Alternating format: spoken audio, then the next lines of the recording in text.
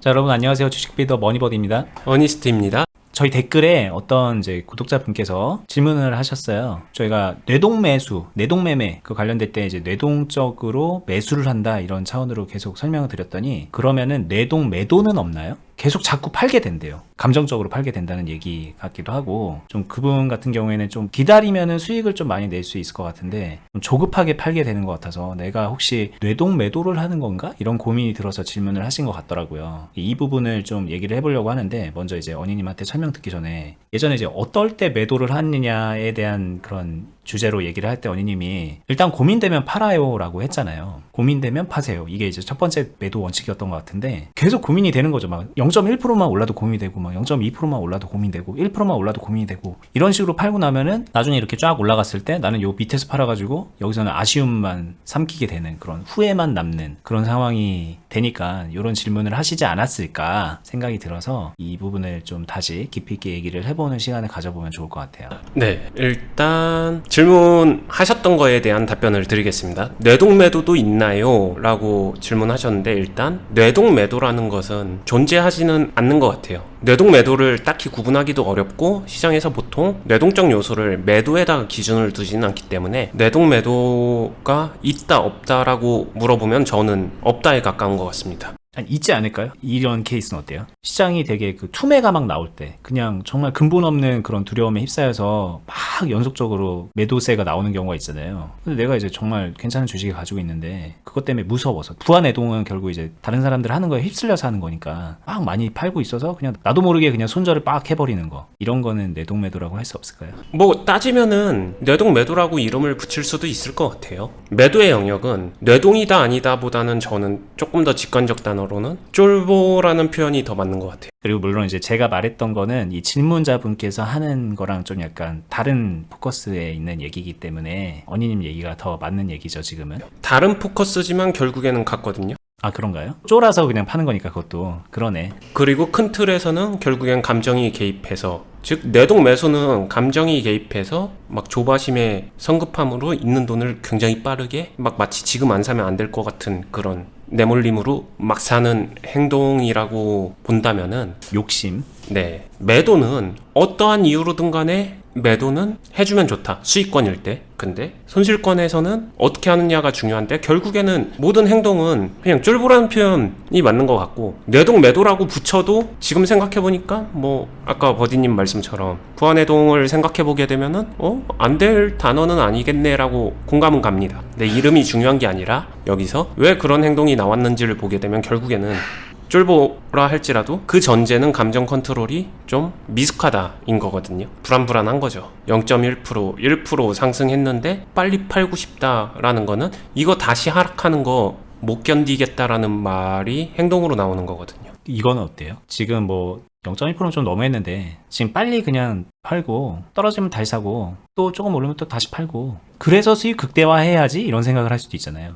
이것도 이제 어떻게 보면 욕심의 영역일 수 있는데, 물론 뭐 기술일 수도 있고 기법일 수도 있고 스타일일 수도 있겠지만 이제 뭐 초보자가 이런 생각을 하는 건 욕심의 영역일 수 있으니까. 욕심의 영역이기도 하고요. 그럴싸하게 포장했지만 저는 동일하게 쫄보라고 생각합니다. 왜일까요? 첫 번째는 그 생각 자체가 수익을 극대화하는 방식이 아니란 걸 모르기 때문에 그렇게 이야기를 하는 거겠죠. 맞아요. 이게 마치 이렇게 하면은 계속 수익을 막 많이 낼 수 있을 것 같지만 사실은 이거는 굳이 따지면은 안전한 방법이거든요. 그리고 그 말은 초보자인 거고, 만약에 그렇게 얘기하면서 수익 극대화가 아니라 자신의 성향이라고 이야기하게 되면 차라리 인정을 해드리겠어요. 근데 그렇게 포장을 하는 거는 초보자인데 아직 훈련이 덜 된 쫄보가 합리적 포장을 한 건데 모순이 있는 거를 인지하지 못하는 거라고 생각을 합니다. 진짜로 수익 극대화를 원한다라고 하게 되면은 좀 더 프로페셔널하게 가게 되면 덩어리를 지킬 줄 알아야 돼요. 그게 수익 극대화랑 귀결되지. 덩어리가 뭔가요, 덩어리? 보유하고 있는 비중이죠. 내가 이제 보유하고 있는 물량이 의미 있는 물량이 있어야 된다는 얘기를 하시는 거예요. 이 덩어리를 지켜가면서 여기다가 살을 붙였다가 이거를 뺐다가 다시 살을 붙였다가 이거를 뺐다가 이러면서 짧게 컨트롤하면서 치고 빠지고를 섞으면서도 덩어리를 이어갈 수 있다라고 하게 되면 그거는 저는 수익 극대화를 위한 컨트롤이라고 인정을 해드릴 것 같아요. 근데 이 덩어리마저도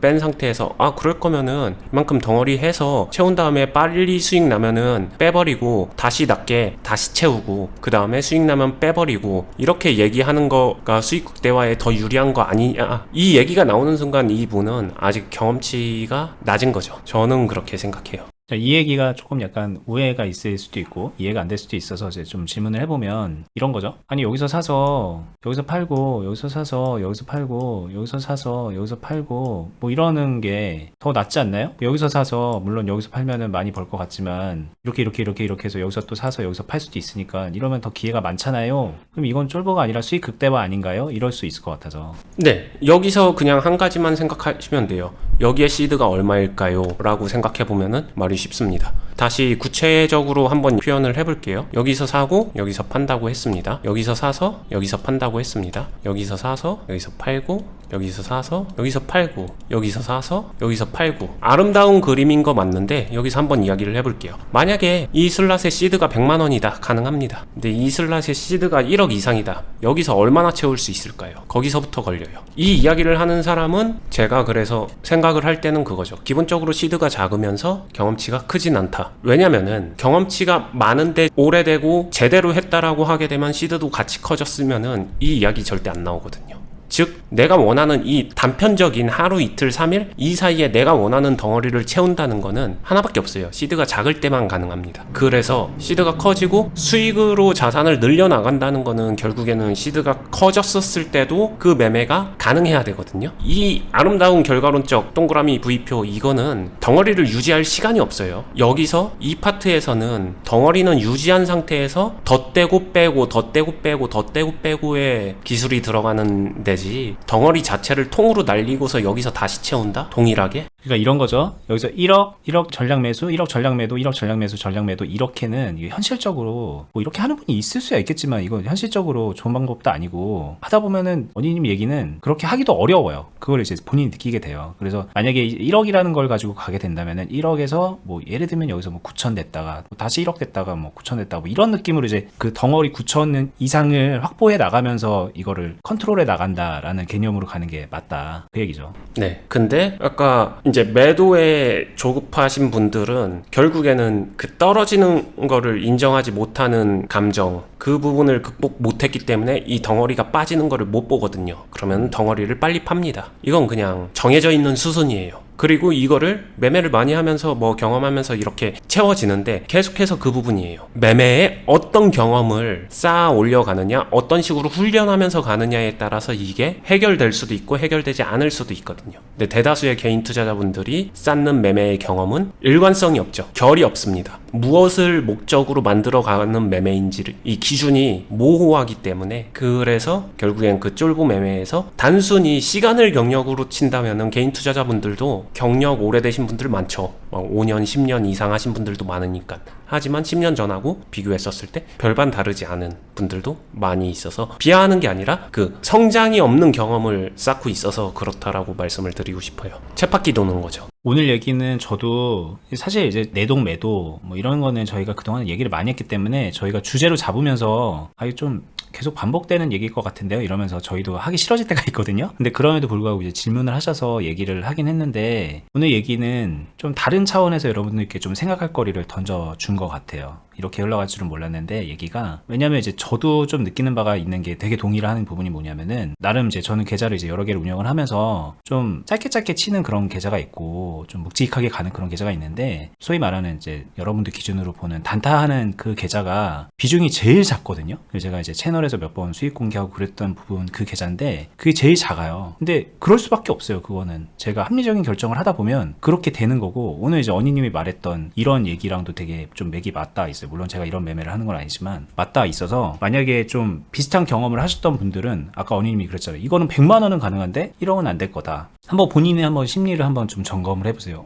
그러네. 나도 이거 1억으로 하려고 그러면 이 짓을 못 하겠는데? 이런 생각 하시는 분들 아마 있을 거고, 그렇게 되면은 이제 뭔가 좀 점검이 필요하지 않나. 언니님이 말했던 본인이 뭘 하고 있는지도 모르고 그냥 시간만 가는 분들이라는 얘기거든요. 내가 그런 사람에 해당되지 않나 하고 고민의 시간을 꼭 가져보셨으면 하는 바람이 드네요. 많은 개인 투자자분들이 간과하고 있는 게 내가 지금 100만 원으로 주식 투자 가볍게 하고 있다. 좋습니다. 거기서부터 시작하는 거 맞는데 근데 꽤 많은 개인 투자자분들은 그렇게 하다가 시간이 흐르게 되면은 자신의 시드가 늘어나요. 자이든 타이든 빨려 들어가든 뭐든 간에 금액은 커집니다. 금액이 커지는데 자신은 성장하고 있지 않아요. 자신은 예전에 100만 원으로 조금 가볍게 툭툭 건드리는 매매 거기에 그 안에서 수익 내는 방법 거기에 머물러 있거든요. 근데 금액은 커졌어요. 다루질 못하는 거예요. 그릇에서 넘치는 거죠. 그 원리를 인지하지 못하는 사람들이 굉장히 많더라고요. 근데 그 부분 중에 질문했던 뇌동매도 아니면 제가 말했던 쫄보 이 부분이 겹치는 것 같아요. 오늘 얘기 좀 정리가 이제 딱 되게 깔끔하게 제가 정리를 해드리지는 못하겠는데 전 들으면서 여러분들께 정말 좋은 얘기 같다라는 생각이 들었거든요. 공감이 되셨으면 좋겠고 정말 다시 말하지만 스스로 좀 고민하는 시간을 가져보셨으면 좋겠습니다. 저 정리가 가능할 것 같습니다. 자신은 종이컵으로 시작을 했어요. 그러면서 물을 담으면서 괜찮네. 물을 퍼다 나르는데 그냥 원활하게 되고 있었습니다. 그러다 보니까 욕심이 나서 이 종이컵으로 요만큼의 물을 다룰 때는 괜찮았는데 100만 원이죠 이게. 근데 자신이 커져서 자금이 커져서 한 5억 정도 되는 자금을 종이컵으로 퍼야 되니까 흘리는 게 더 많은 거예요. 이걸 빨리 퍼다 날라야 되니까. 쉽게 말하게 되면은 종이컵으로 저거를 빨리 퍼다 날르는 거를 생각할 게 아니라 자신이 종이컵이었던 게 커다란 밥그릇 또는 양동이가 돼서 이 큰 물을 5억이라는 큰 물을 흘리지 않고 원활하게 담을 수 있어야 되는 거예요. 자신의. 그러니까 결국에는 자신이 가지고 있는 자신의 물컵을 키워야 된다. 이게 포인트라는 이야기입니다. 자, 이건 언니님이 생각하는 정리이고